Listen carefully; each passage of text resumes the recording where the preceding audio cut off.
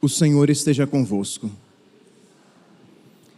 Proclamação do Evangelho de Jesus Cristo, segundo João. Naquele tempo, disse Jesus a seus discípulos: Como o Pai me amou, assim também eu vos amei. Permanecei no meu amor. Se guardardes os meus mandamentos, permanecereis no meu amor, assim como eu guardei os mandamentos do meu Pai e permaneço no seu amor. Eu vos disse isso para que a minha alegria esteja em vós e a vossa alegria seja plena. Palavra da salvação.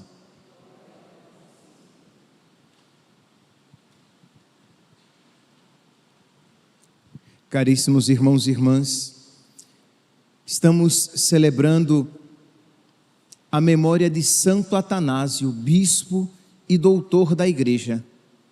Estamos celebrando a memória de um bispo que estava disposto a sofrer por Deus e pela verdade.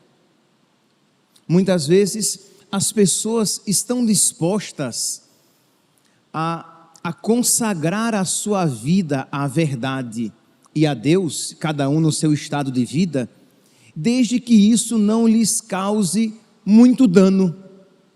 Mas Santo Atanásio, com muito dano, aderiu a Deus e a sua verdade.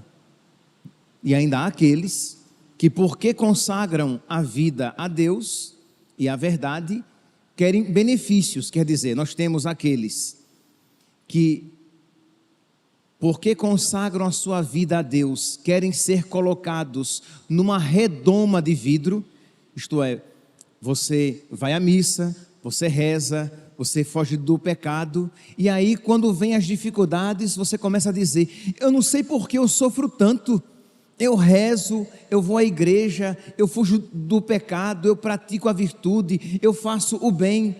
Então percebe o que está por trás? É a pessoa que acha que, porque ela busca a Deus, Deus então tem que livrá-la de todos os problemas e cumulá-la de todas as bênçãos e bênçãos criadas, bênçãos para este mundo, para aqui e agora. Então existem estes. E existem aqueles que são um pouquinho melhores, mas nada muito, digamos, admirável, nem digno de imitação, que porque servem a Deus, ou melhor, estão dispostos a servir a Deus, a servir a verdade, mas sem muito sacrifício. Tá bom, eu posso sofrer um pouco, mas não demais.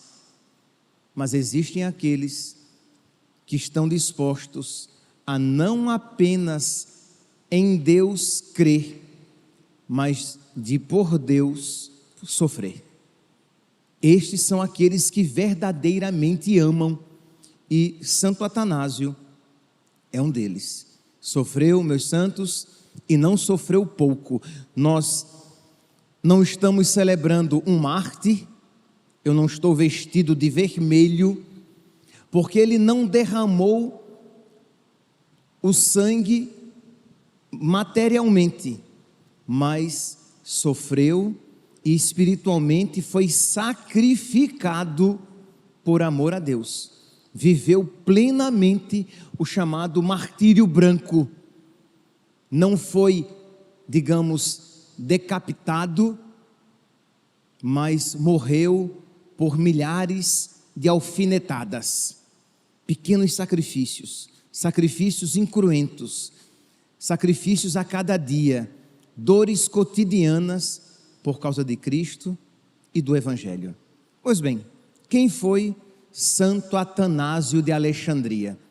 Santo Atanásio, ele nasceu no finalzinho do século III, era um rapaz de uma inteligência muito aguçada, um grande homem, com certeza, e ele era inclinado para as coisas espirituais, ele queria se consagrar a Deus, ele queria ser padre, foi ordenado diácono, ele era da diocese de Alexandria, no Egito, foi feito diácono, e como ele era excepcional, de uma inteligência excepcional, ele foi feito secretário para assuntos religiosos do seu bispo Alexandre. No ano de 325, como ele era o secretário para assuntos religiosos, ele vai com o seu bispo Alexandre para o concílio de Niceia, para ajudar o seu bispo. Concílio este que tinha sido convocado por Constantino, porque a igreja estava sendo assolada, balançada por uma heresia que foi suscitada por um presbítero, por um padre de Alexandria, Ário. Ário dizia, esse padre, ele dizia que houve um tempo que Deus não era pai. Então imagine aqui, ora, se houve um tempo que Deus não era pai, então houve um tempo que Jesus Cristo não existia. E se houve um tempo que Jesus Cristo não existia, ele não é eterno como o Pai, ele não é Deus como o Pai, e o dogma da Santíssima Trindade cai por terra. Então Ário, ele balançava, ele colocava, fazia cair por terra a nossa fé e consequentemente a nossa salvação, porque se Jesus Cristo não é Deus, nós não fomos ligados com Deus, porque se Jesus Cristo não é Deus, Deus não veio aos homens e não levou os homens a Deus. Não existe a ligação entre homem e Deus que acontece em Jesus Cristo, verdadeiro Deus e verdadeiro homem. Se Jesus Cristo não é Deus, Deus não morreu por nós. Isto é, nós continuamos nos nossos pecados, nós continuamos separados de Deus, porque a ponte Deus-homem em Jesus Cristo não existe, já que Jesus Cristo não era Deus para ele, e nós não fomos remidos pelo amor misericordioso de Deus que morreu por nós. Então, não houve salvação e nós continuamos nos nossos pecados. Então, esta verdade fundamental, isto que humanamente, esta afirmação de Ário, ela, no aspecto humano, para as coisas humanas, ela é verdadeira. Isto é, vamos lá, meu pai se casou com a minha mãe com 21 anos, até então, ele não era pai. Aos 22, quando o meu irmão nasceu, o meu pai se tornou pai, mas houve um tempo em que ele não era pai. Até os 21 anos, ele era apenas o overlack. Ele não era pai. Mas com Deus, com o Pai, o Filho e o Espírito Santo, Jesus Cristo, ele é o Filho de Deus, é o Filho eterno de Deus. A primeira pessoa da Santíssima Trindade é o Pai eterno, porque Jesus Cristo sempre foi o Filho de Deus. E a primeira pessoa da Santíssima Trindade sempre foi o Pai de nosso Senhor, Jesus Cristo, da segunda pessoa da Santíssima Trindade. E é por isso que nós podemos rezar no credo, aquele credo maior, chamado credo niceno-constantinopolitano, nós podemos rezar: creio em um só Senhor Jesus Cristo, Filho unigênito de Deus, nascido do Pai antes de todos os séculos, isto é, nascido do Pai desde toda a eternidade. Assim como, vamos usar aqui uma metáfora, assim como o sol sempre emitiu luz e calor, Deus, desde que é Deus, e Deus é Deus desde sempre, Deus tem um filho.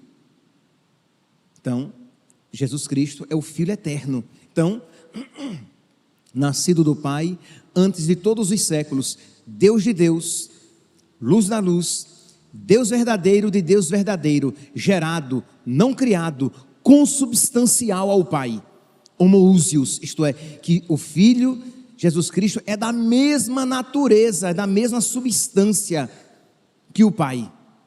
Ele é Deus como o Pai.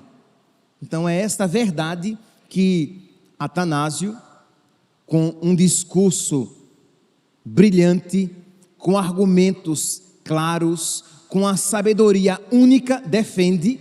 E vocês podem imaginar que os bispos hereges, que existiam bispos hereges então, que os bispos hereges no concílio de Nicéia ficaram enfurecidos, tomados de ódio contra aquele diácono. Ele era apenas diácono então, contra aquele diácono que com a clareza meridiana defendia a fé católica.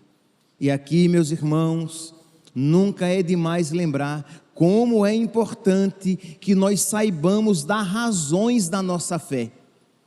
Que a vovó, já velhinha, não tenha mais condições de estudar para defender a sua fé, é compreensível e desculpável.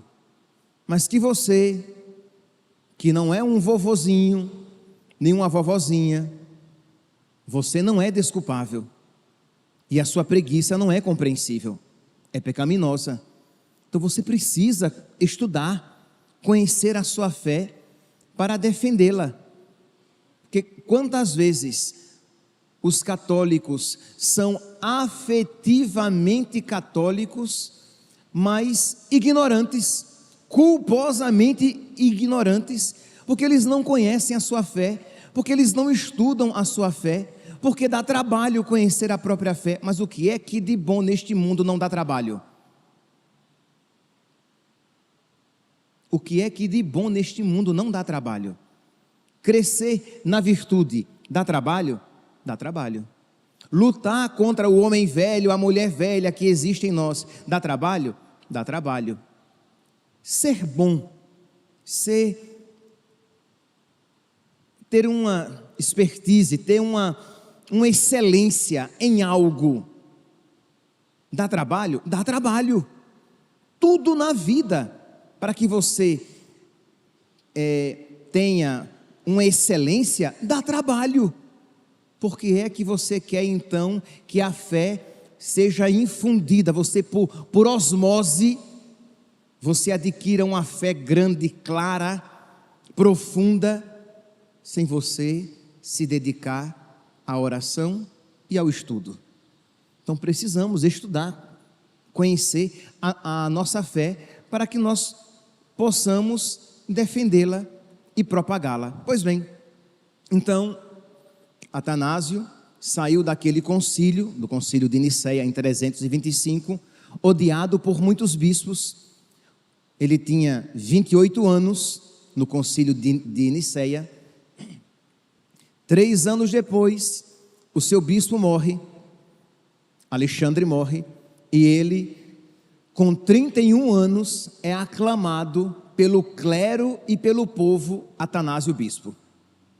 Com 31 anos, ele foi feito bispo de Alexandria. E aí, meus irmãos, se a sua vida já estava difícil antes, agora se tornou mais difícil ainda, porque as perseguições aumentaram.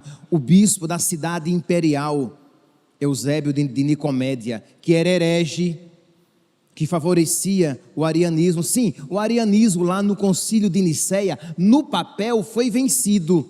Muitos bispos assinaram, dizendo que eram de acordo com a fé de Nicéia, com a fé católica, mas dentro deles eles continuavam sendo hereges. Eles acreditavam que houve um tempo em que Deus não era Pai. Eles acreditavam que Jesus Cristo era uma criatura excelente, a criatura mais perfeita, uma criatura grandiosíssima, mas uma criatura. Não era eterno como Deus, não era Deus como Deus, não era luz como a luz, Deus verdadeiro, de Deus verdadeiro, consubstancial. Não, consubstancial não. Mas como eram covardes, até para defender o seu erro, eles assinaram dizendo que acreditavam na fé de Nicéia, mas continuavam incentivando o erro. E aí eles trouxeram de volta Ário e os outros hereges, propagadores do arianismo, que se espalhou pelo império. E aí, meus irmãos, Atanásios começou a sofrer perseguição, e ele sofreu 5 exílios. Atanásio teve um episcopado longo, né? Ele foi bispo durante 45 anos, ele morreu com 77 anos, mas ele teve quase 20 anos só de exílio, de idas e vindas. Teve que se esconder em um dos seus exílios, para que ele não morresse. Ele teve que se esconder na tumba, né, na capela mortuária, na lápide mortuária do pai.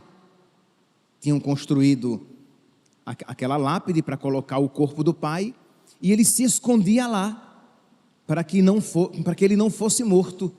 E durante o dia ele ficava lá escondido, e durante a noite ele saía para confirmar os seus na fé. Foi levado em exílio para a Alemanha, em Treves. Foi levado em exílio para Roma. E vocês podem imaginar quão dolorosos eram esses exílios, porque as viagens eram longas e desconfortáveis. Imagine, se você hoje faz uma viagem longa e você fica sentado muito tempo naquela poltrona, que por mais desconfortável que seja, é uma poltrona, ela tem encosto, mas você chega às vezes com as pernas meio inchadas, né, com as costas meio doloridas. Imagine um velho sendo transportado numa carruagem, que durante o dia, no período de verão, era um forno de quente, sem refrigeração, quase sem ventilação nenhuma, apenas uma janelinha para que passasse o ar, e ele sendo sacolejado naquele banco de madeira, naquelas tábuas, e durante o período de inverno, naquela caixa gelada, fria, gélida, ou quando de navio, naqueles navios pestilentos, com uma alimentação terrível. Aquele velho, mas que estava disposto a sofrer por Deus e pela verdade, que não estava disposto para angariar um benefício próprio, vender a própria fé, vender os próprios princípios, vender, né, negociar a verdade. É um exemplo para nós, meus santos. É um exemplo para todos nós, para que Deus nos conceda uma fé semelhante para cada um no seu estado de vida, porque muito provavelmente, eu diria quase que com certeza, ninguém aqui, eu diria que quase com certeza, ninguém aqui é chamado a derramar o próprio sangue por causa de Cristo. Provavelmente, quase com certeza, ninguém aqui será mártir, vai morrer pela fé. Acho que não. Mas todos nós, todos, absolutamente todos, somos chamados a testemunhar a nossa fé com o sacrifício da nossa vida, com a renúncia da nossa vontade, em detrimento de algum benefício, isso sem sombra de dúvidas. Então podemos pedir a intercessão deste grande santo, que viveu em grau máximo, isso a que somos chamados a viver, cada um no seu grau, no dia a dia, na sua cotidianidade. Então pedir a nosso Senhor, por intercessão de Santo Atanásio, esta graça de que nós não negociemos a nossa fé com toda a caridade, mas com toda a clareza e com toda a valentia, nós defendamos a nossa fé.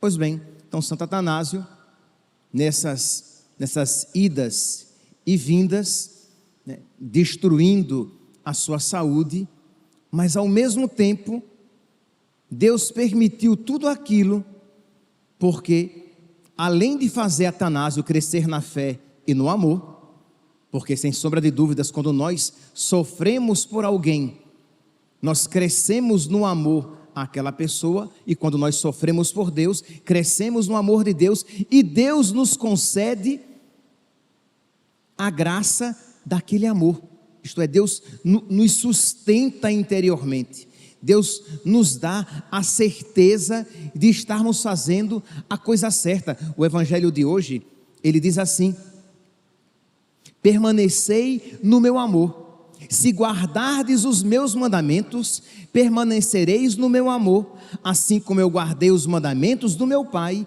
e permaneço no seu amor. E eu vos disse isso para que a minha alegria esteja em vós e a vossa alegria seja plena, seja completa.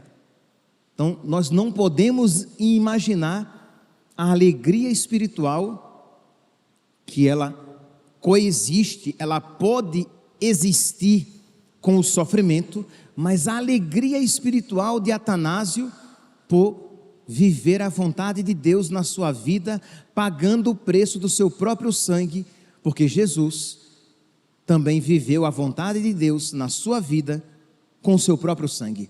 Essa união dele com Cristo, isso traz a alegria de Cristo crucificado, a alegria de Cristo em nós. Pois bem, mas então, além desse benefício espiritual que o fez crescer na fé, também Atanásio, ele pôde expandir a verdadeira fé e o amor ao monaquismo por todos os lugares para onde ele foi exilado. Isto é, ele foi enviado para a Alemanha, no Ocidente. Então lá ele testemunha a fé em Jesus Cristo, que é Deus de Deus, luz da luz, Deus verdadeiro de Deus verdadeiro, gerado, não criado, consubstancial ao Pai. Então eles pensavam que faziam o mal, mas Deus tirava um bem maior, porque fazia com que aquela fé se espalhasse ainda mais. Ele levou o amor ao monaquismo, à vida monástica, que era uma realidade muito própria do Oriente, mas uma vez ele exilado, ele pôde levar o conhecimento e o amor ao monaquismo, que começa a se expandir também no Ocidente. Então, meus irmãos, quando nós cremos, mas cremos de verdade, de que Deus pode tirar um bem até dos males da nossa vida, de que Deus pode tirar um bem até dos acontecimentos tristes da nossa vida, isso nos traz um contentamento. Nós iremos sofrer? Iremos sofrer. Nós iremos sofrer do mesmo jeito? Não. Porque nós iremos sofrer com fé e com a firme esperança de que algo muito bom Deus tirará de tudo isso, porque Ele tem o mundo em suas mãos. Ele é Senhor, Ele é providente. Tudo concorre para o bem daqueles que amam a Deus. E se Deus está permitindo esta aparente desgraça, é porque Ele pode tirar uma graça muito grande de tudo isso, se eu me mantiver na sua amizade, se eu me mantiver próximo dEle, em comunhão com Ele, em estado de graça. Então isso enche o nosso coração de alegria, mesmo que nós tenhamos lágrimas nos olhos. Isso nos enche de esperança, mesmo que nós nos sintamos apertados pela angústia. Mas nós sabemos que se eu perseverar em Deus, no momento certo, eu verei a sua luz, eu verei a sua ação, e eu verei que tudo teve sentido, tudo valeu a pena. Mas para isso, eu preciso me manter na graça, na obediência, na amizade com Ele. Peçamos, meus santos, peçamos hoje então, neste dia de Santo Atanásio, que Ele nos conceda esta fé semelhante. Peço também que vocês rezem por mim, porque hoje vocês vão ver que eu vou celebrar o cálice que será utilizado na Santa Missa, é o cálice da minha ordenação, porque eu fui ordenado em junho, mas eu quis que o meu cálice fosse consagrado no dia de Santo Atanásio, para que Deus me desse a graça também de, por amor à verdade e por amor a Ele, eu tomar até a última gota deste cálice. Então, o cálice é da minha ordenação, mas quem celebrou nele a primeira vez foi o Padre Paulo, que teve que consagrar. A consagração acontece na própria Santa Missa. Então eu pedi para que o Padre Paulo celebrasse no dia 2 de maio de 2005, a primeira missa nele, para que houvesse de alguma maneira uma ligação entre o cálice que eu ofereço com o meu sacerdócio, com Santo Atanásio, para que Deus me conceda uma graça semelhante a estar disposto a amar e a defender a verdade, mesmo que para isso eu pague algum preço de sacrifício. Isto que eu peço para mim, meus santos, eu peço para todos vocês, porque nisto consiste a verdadeira alegria. Louvado seja nosso Senhor Jesus Cristo, para sempre seja louvado.